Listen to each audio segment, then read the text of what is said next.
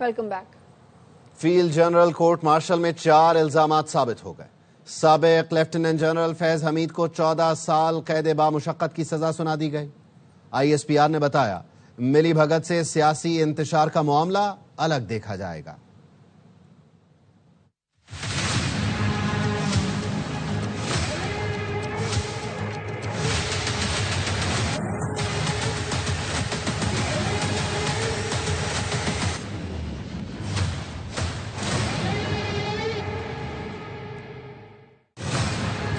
پاک فوج کے سابق لیفٹیننٹ جنرل فیض حمید کو 14 سال قید بامشقت کی سزا سنا دی گئی. ISPR نے اپنی پریس ریلیز میں بتایا فیض حمید کے خلاف 4 الزامات پر مقدمہ چلایا گیا. ان پر سیاسی سرگرمیاں، آفیشل سیکرٹ ایکٹ کی خلاف ورزی جس سے ریاست کی سلامتی اور مفاد کو نقصان پہنچا، اختیارات اور سرکاری وسائل کا غلط استعمال اور مختلف افراد کو ناجائز نقصان پہنچانے کے الزام ثابت ہوئے. پریس ریلیز میں اطلاع دی گئی کہ سیاسی عناصر کے ساتھ ملی بھگت کر کے سیاسی انتشار اور عدم استحکام پیدا کرنے سمیت کچھ دوسرے معاملوں میں مبینہ شمولیت کو الگ سے دیکھا جا رہا ہے. ISPR کا کہنا ہے کہ سابق لیفٹیننٹ جنرل کے خلاف 12 اگست 2024 کو فیلڈ جنرل کورٹ مارشل کا عمل شروع کیا گیا جو 15 ماہ تک جاری رہا. فیلڈ جنرل کورٹ مارشل نے تمام قانونی تقاضے پورے کیے. ملزم کو دفاع کے تمام حقوق دیے گئے جن میں اپنی پسند کی دفاعی ٹیم رکھنے کا حق بھی شامل تھا.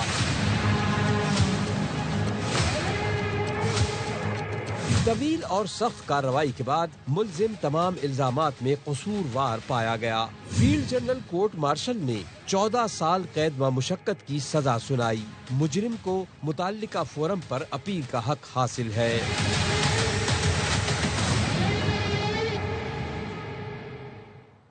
چیئرمین پیپلز پارٹی بلاول بھٹو کہتے ہیں فیض حمید کو سزا سنانا تاریخی فیصلہ ہے. سزا پر عمل درآمد ہوتا ہے تو پیغام جائے گا آئندہ ایسی غلطیاں نہ کی جائیں. اپنی سیاسی زندگی کے 2 افراد دیکھے جو اپنے وقت کے فرعون تھے. ایک بانی PTI جو وزیر اعظم تھے تو مخالفین کے ساتھ بری روایت ڈالی، آج اپنے اعمال پر مشکلات جھیل رہے ہیں.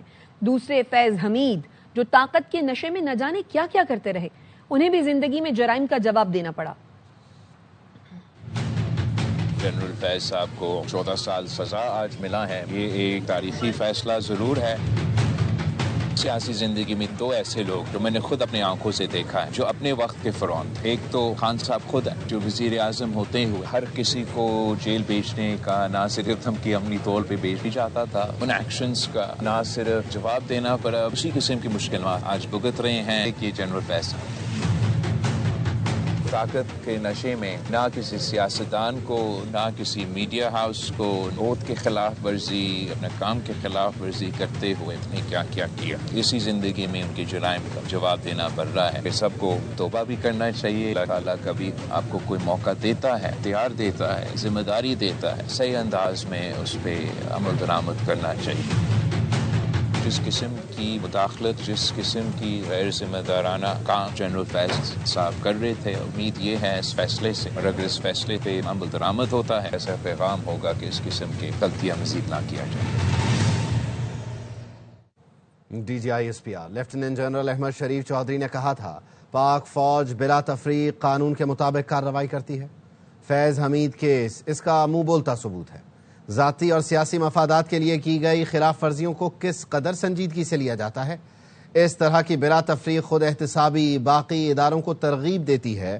اگر ذاتی یا سیاسی مقاصد کے لیے کوئی بھی اپنے منصب کا استعمال کرتا ہے تو اسے بھی جواب دہ کریں گے. حمید کیس اس بات کا منہ بولتا ثبوت ہے کہ پاک فوج ذاتی اور سیاسی مفادات کے لیے کی گئی خلاف ورزیوں کو کس قدر سنجیدگی سے لیتی ہے اور بلا تفریق قانون کے مطابق فوری کارروائی کرتی ہے.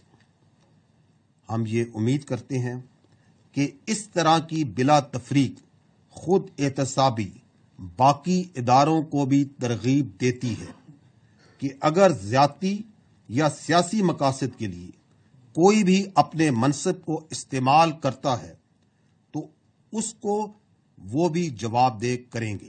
سینیٹر فیصل واڈا نے 3 دن پہلے بتا دیا فیض حمید کو 14 سال قید کی سزا ہوگی۔ ARY نیوز کے پروگرام 11th آور میں گفتگو کرتے ہوئے کہا تھا، خواہش ہے انہیں سزائے موت نہ ہو لیکن 14 سال کی قید تو ہو۔ ان پر بغاوت، کرپشن اور ملک سے غداری کے الزام ہیں۔ بھٹو کیس کی طرح 45 سال انتظار نہیں کرنا پڑے گا۔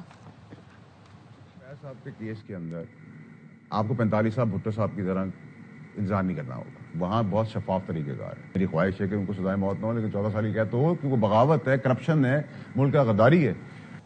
وزیر دفاع خواجہ آصف نے نواز شریف کا فیض حمید سے متعلق ماضی کا بیان ایکس پر جاری کر دیا۔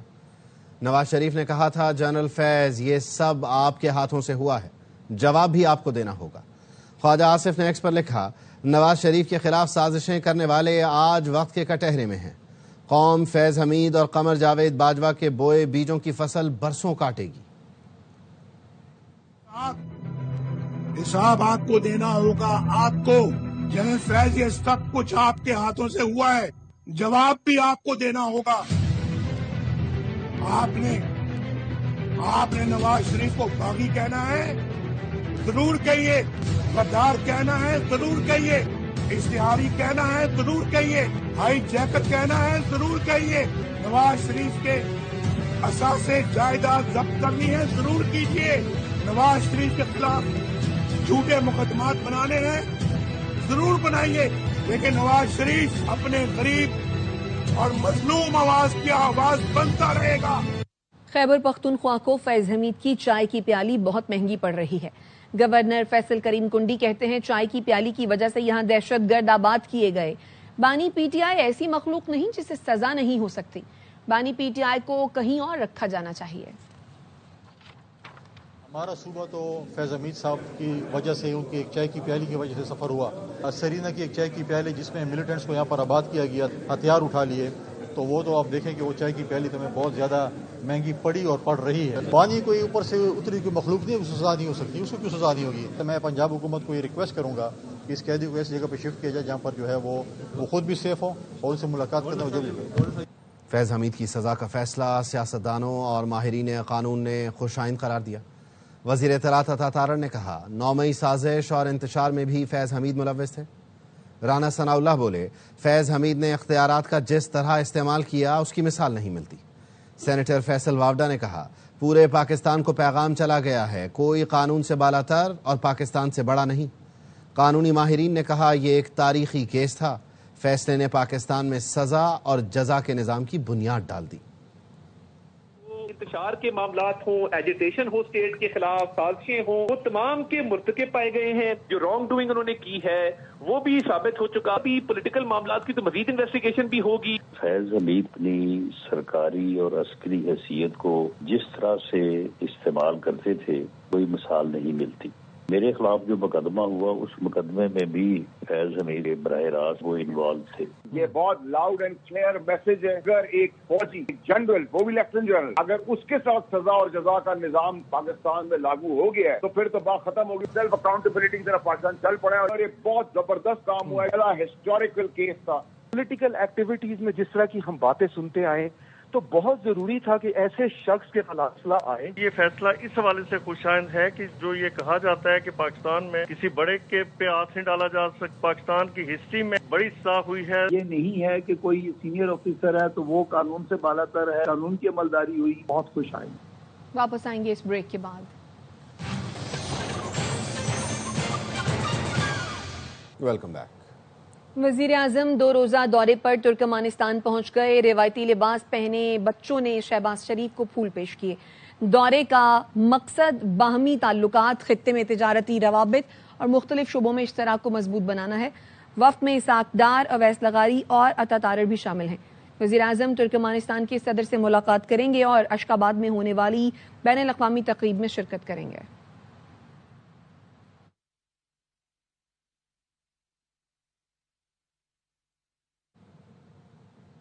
اسٹیٹ بینک کو آئی ایم ایف سے 1 ارب 20 کروڑ ڈالر کی قسط موصول ہو گئی۔ وزارت خزانہ کے ذرائع کا کہنا ہے آئی ایم ایف نے 1 ارب 20 کروڑ ڈالر اسٹیٹ بینک کے اکاؤنٹ 1 میں منتقل کر دیے۔ آئی ایم ایف نے 8 دسمبر کو پاکستان کے لیے 1.2 ارب ڈالر کی منظوری دی تھی۔ پاکستان کو موجودہ قرض پروگرام کی تیسری قسط کے طور پر 1 ارب ڈالر جاری ہوئے۔ موسمیاتی تبدیلی کے لیے $20 کروڑ جاری کیے گئے۔ پاکستان نے ناروے کے سفیر کو ڈیمارش کر دیا۔ پاکستان کے اندرونی معاملات میں مداخلت پر دفتر خارجہ نے ناروے کے سفیر کو طلب کر کے ڈیمارش جاری کیا۔ دفتر خارجہ نے واضح کیا ناروے کے سفیر کی سپریم کورٹ میں ایمان مزاری کیس کی سماعت میں شرکت سفارتی حد سے تجاوز، پاکستان کے اندرونی عدالتی معاملات میں براہ راست مداخلت تھی۔ ترجمان دفتر خارجہ نے کہا زیر سماعت حساس مقدمے میں کسی ملک کے سفیر کی موجودگی بین الاقوامی قوانین کی خلاف ورزی ہے۔ ناروے سفیر کا اقدام ویانا کنونشن کے آرٹیکل 41 کی کھلی خلاف ورزی ہے۔ ناروے کی مختلف NGOز پاکستان مخالف سرگرمیوں میں ملوث عناصر کی حمایت کرتی رہی ہیں۔ پاکستان اپنے اندرونی معاملات میں کسی قسم کی مداخلت برداشت نہیں کرے گا۔ پاکستان نے واضح کر دیا آزاد خود مختار قانون پر عمل درآمد کرنے والی ہارڈ اسٹیٹ کیا ہوتی ہے۔ متنازع ٹویٹ کیس، سپریم کورٹ نے ایمان مزاری کا ٹرائل روکنے کا حکم دے دیا۔ کہا اسلام آباد ہائی کورٹ سے اپیل کا فیصلہ آنے تک ٹرائل کورٹ کارروائی آگے نہ بڑھائے۔ عدالت نے ایمان مزاری اور ہادی چٹھا کے خلاف ٹرائل پر حکم امتناع جاری کر دیا۔ اسلام آباد ہائی کورٹ کو ایمان مزاری اور ہادی چٹھا کی اپیل پر جلد فیصلہ کرنے کی ہدایت دے دی۔ جسٹس ہاشم کاکڑ نے کہا ایمان مزاری اور ہادی چٹھا کا کردار بھی بہت اچھا نہیں رہا، دونوں وکلاء ہیں لیکن ٹرائل میں احتجاج بھی کرتے رہے۔ ماتحت عدلیہ کے ججز کو بے توقیر نہیں ہونے دیں گے، حکومت کو بھی اجازت نہیں دے سکتے کہ جس کو چاہے سزا دے۔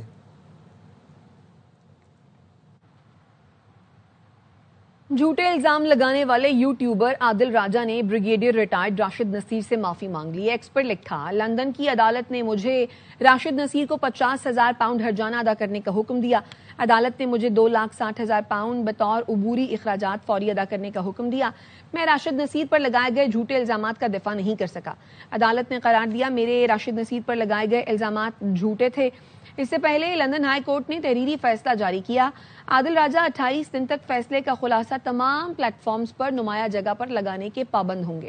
عدالت نے عادل راجہ کے جھوٹے دعوے دہرانے سے روکنے کے لیے سخت ہدایت جاری کر دی۔ کہا عادل راجہ نے حکم نہ مانا تو توہین عدالت، جرمانہ اور جیل ہوگی۔ عادل راجہ کو تمام ادائیگیاں 22 دسمبر تک لازمی کرنا ہوں گی۔ نیشنل گیمز میں مختلف کھیلوں کے مقابلے اختتام کی جانب بڑھ رہے ہیں۔ ہینڈ بال میں پہلی بار خواتین ایتھلیٹس کو گلگت بلتستان اور جموں آزاد کشمیر کی نمائندگی ملی ہے۔ علی حسن کی رپورٹ۔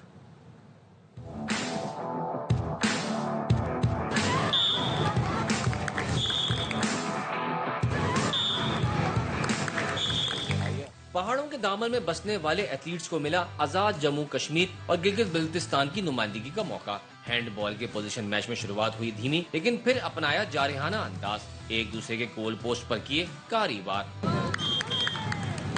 کم وسائل کے باوجود خواتین ایتھلیٹس جیت کا جذبہ لیے کورٹ میں اتری ہیں۔ مقصد یہی قومی سطح سے بین الاقوامی ایونٹ تک پہنچنا۔ ہمارے بہت کم فیسلٹیز ہونے کے باوجود بھی ہم لوگوں نے بہت کوشش کی ہے، محنت کی ہے، کیمپ لگایا باقاعدگی سے، کوشش کرتے رہیں گے۔ انشاءاللہ ایک دن ہم لوگ انٹرنیشنل کھیل کے جائیں گے، اور بھی کوشش کروں گی کہ اچھے سے کھیلوں اور انٹرنیشنل میں جاؤں۔ 1500 میٹر کے مین سوئمنگ ایونٹ میں صرف 3 سوئمرز پول میں اترے۔ بہتر حکمت عملی اور تکنیک کا استعمال گولڈ میڈل کا حقدار بنائے گا۔ کیمرہ مین محمد ذیشان کے ساتھ علی حسن، ARY نیوز کراچی۔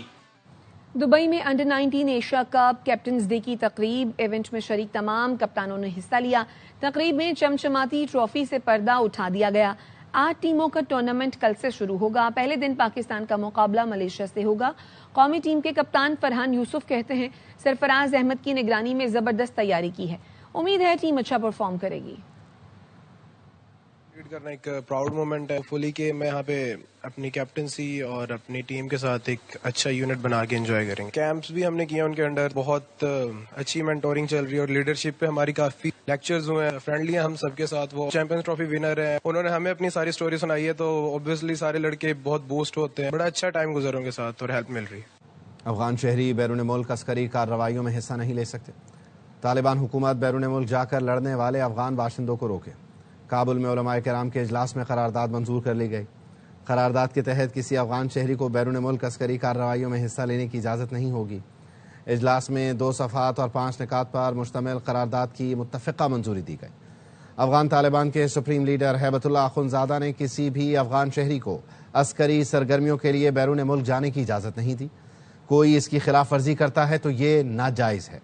قرارداد میں طالبان کی عبوری حکومت سے مطالبہ کیا گیا کہ وہ بیرون ملک جا کر لڑنے والے افغان شہریوں کو روکیں۔ ملاقات کا وقت ختم، سہیل آفریدی کی 10ویں کوشش بھی ناکام ہو گئی۔ وزیر اعلیٰ خیبر پختونخوا کی بانی پی ٹی آئی سے ملاقات نہ ہو سکی۔ سہیل آفریدی کو داگل ناکے پر روک دیا گیا۔ وزیر اعلیٰ خیبر پختونخوا سہیل آفریدی ناکے پر پہنچے، انہیں وہاں روکا گیا۔ وزیر اعلیٰ سہیل آفریدی نے پولیس افسر سے کہا اپنے ہی شہریوں کے لیے راستے بند کر دیے گئے، وہ ایک صوبے کے وزیر اعلیٰ ہیں، انہیں کیوں جانے نہیں دیا جا رہا؟ اپنے ملک میں اپنی شہریوں کے لیے آپ بارڈر لگا رہے ہیں، پرسوں بھی لگایا تھا، آج بھی لگا رہے ہیں۔ ابھی ایک وزیر اعلیٰ کے لیے آپ لوگوں نے یہ بیریئر لگائے ہیں، ایک کوئی دوسرا ملک ہے، میں کسی دوسرے ملک کا وزیر اعلیٰ ہوں، میں خیبر پختونخوا کا وزیر اعلیٰ ہوں، خیبر پختونخوا پاکستان کا حصہ ہے۔ ہم یہاں آتے ہیں، آرام سے بیٹھتے ہیں، کیا پیغام دینا چاہ رہے ہو، کہاں تک حالات کو لے کے جا رہے ہیں، اس سے غم و غصہ مزید بڑھ رہا ہے۔ پی ٹی آئی ارکان اسمبلی پارٹی کے سوشل میڈیا ونگ پر برس پڑے۔ تحریک انصاف کی پارلیمانی پارٹی کے گزشتہ روز ہونے والے اجلاس کا احوال سامنے آ گیا۔ اجلاس میں کچھ ارکان اسمبلی نے علیمہ خانم پر بھی تنقید کی۔ ایم این ایز نے کہا ہم اڈیالہ پہنچ جاتے ہیں، سوشل میڈیا والے نہیں آتے، گھروں میں بیٹھ کر یا بیرون ملک سے تنقید کرنا آسان ہے۔ راجہ ناصر عباس اور سلمان اکرم نے بانی پی ٹی آئی کی بہنوں کو دھرنا ختم کرنے کا کہا۔ بانی کی بہنوں نے دونوں کی بات نہیں مانی اور بدمزگی ہوئی۔ چند ایم این ایز نے بانی کی بہنوں کی حمایت کی اور دھرنا درست قرار دیا۔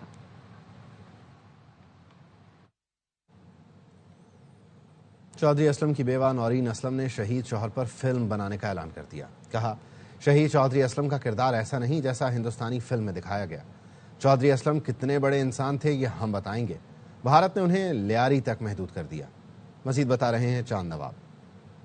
میں سب موجود ہوں کراچی پریس کلب میں، جہاں شہید چودھری اسلم کی جو ہے بیگم نورین اسلم یہاں آئی ہوئی ہیں اور ان سے پوچھیں کہ جو انڈیا میں فلم بنی ہے اس پر کیا کہیں گی۔ مووی کے اوپر اگر ہم بات کریں تو ہمارے پاک فوج کے خلاف بنائی گئی ہے۔ ہمیشہ یہ ان کے دل کیا ہے اندر سے کبھی بھی پاکستان کے لیے کلیئر نہیں ہے۔ ہم چودھری اسلم کے ریئل کریکٹر کے اوپر جو کہ انہوں نے بڑے کردار ادا کیے وہ بناتے نا، ٹی ٹی پی پہ بناتے، انہوں نے ایک لیاری کو اٹھا کر بنا دیا ہیرو یا ویلن اتنا بڑا۔ جی ہم بنائیں گے، ہم یا فلم بنائیں گے یا ڈرامے کی صورت میں لائیں گے، کیونکہ کردار بہت بڑا ہے چودھری کا۔ چودھری کا کردار ایک لیاری تک محدود نہیں ہے، ٹھیک ہے، اتنے جوگا نہیں تھا جتنے جوگا بنا ڈالا اس کو۔ چودھری اسلم کی اہلیہ کا یہ بھی کہنا ہے کہ میں بھی ایسی ایک فلم بناؤں گی کہ بھارت کو جواب دیں گے کہ چودھری اسلم کیا تھا۔ امریکہ نے پاکستان کے F-16 بیڑے کی جدید ٹیکنالوجی اپ گریڈیشن کی منظوری دے دی۔ ڈیفنس سیکیورٹی کوآپریشن ایجنسی نے کانگریس کو پاکستان کے لیے پیکج کی اجازت کا خط بھیج دیا۔ دفتر خارجہ کی جانب سے امریکی فیصلے کا خیر مقدم۔ امریکی پیکج کی مجموعی مالیت تقریباً 68 کروڑ 60 لاکھ ڈالر ہے۔ پاکستان کے F-16 طیارے ڈیٹا لنک اور ایویونکس اپ گریڈ حاصل کریں گے۔ کرپٹوگرافک اور شناختی نظام سمیت تربیت اور لاجسٹک سپورٹ بھی پیکج کا حصہ ہے۔ جدید اپ گریڈیشن سے پاکستان کے F-16 بیڑے کی عمر 2040 تک بڑھ جائے گی۔ اور خبر یہ کہ سندھ حکومت نے موسم سرما کی تعطیلات کا اعلان کر دیا ہے۔ اسکولوں میں بچوں کی چھٹیاں 22 دسمبر سے 31 دسمبر تک ہوں گی۔ سندھ میں موسم سرما کی تعطیلات کا اعلان ہوا ہے۔ اسکولوں کی چھٹیاں 22 دسمبر سے 31 دسمبر تک ہوں گی۔